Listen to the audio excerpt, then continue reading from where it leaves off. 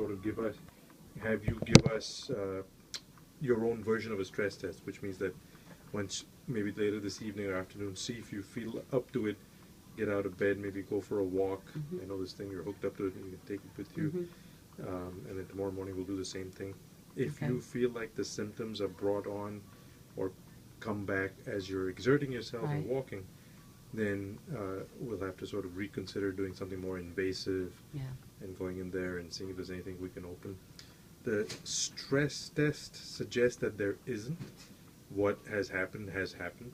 Say that again. I didn't understand that. Yeah, so the stress test, what it looks for is if there's any difference between resting versus a stressed heart condition, and the result, the part of your wall that isn't contracting as well, there's no difference between resting and stress. And that's not something you do with a stent?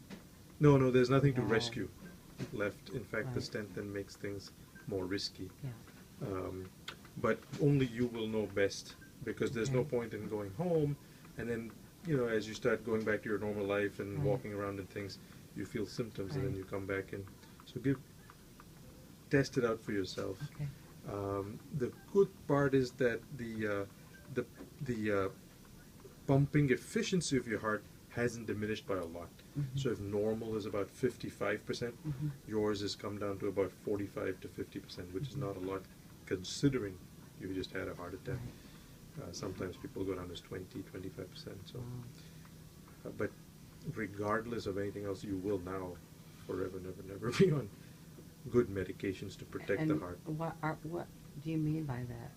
Aspirin? And are there other basic things I don't know about? Yeah, well, Plavix is another one you'll probably be on that you're taking now.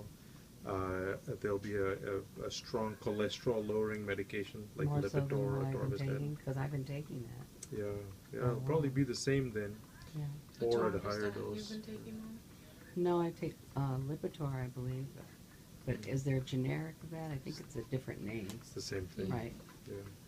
And then there'll be a beta blocker that we'll have you on. And maybe with time we'll probably add on something called an ACE inhibitor, like a lisinopril or something like that. I take that already. Yeah. It'll just be much of those then.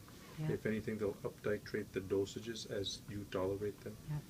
But that's really it. And then just lifestyle modification, diet modification. Now you've been through this, so perhaps the next time it happens, hopefully never. You'll probably just come in earlier or be intervened on earlier, but hopefully not again. Some changes. Yeah. And the next thing also will be rehabilitation. Just like any muscle, the potential to recover is always there. And so from here on out, you'll probably be followed by Dr. Adie's in a rehab a clinic outpatient, which usually is a step-by-step program where they do a stress test before and after you already had your stress test. They'll probably just do one after, where they'll exercise your heart again to grow some strength again, and over time collateral branches and blood vessels develop that supply and nourish parts of the heart that have will lost. help for what's gone bad. I mean, what's dead tissue is dead tissue. It'll never wake up again. But if there's surrounding tissue that's left, that's still beating or is weak, then it'll help those. But we're not going to let you go yet. We'll see how you do and give us that walk test. And, I will.